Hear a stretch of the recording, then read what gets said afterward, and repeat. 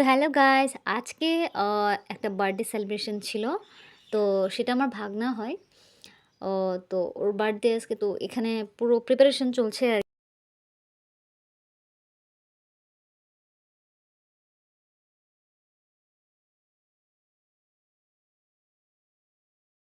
এখানে রান্নাবান্না হচ্ছে, সব প্রিপারেশন হচ্ছে।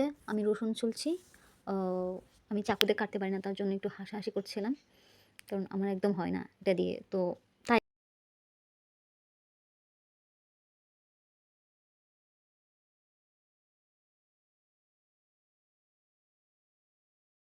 এখানে মা আরও একটা কিছু জিনিস নিয়ে এখানে হাসছিলাম আমরা সবাই মিলে। তো সেটা স্কিপ করে দিন, কোনো ব্যাপার না। কারণ সেটা আমি মানে শোনাতে পারছিলাম না কিছু একটা কি বলবো। তো যাই হোক, আপনারা দেখতে থাকেন। এরপর কেক কাটা হবে, রান্নাবান্না হবে।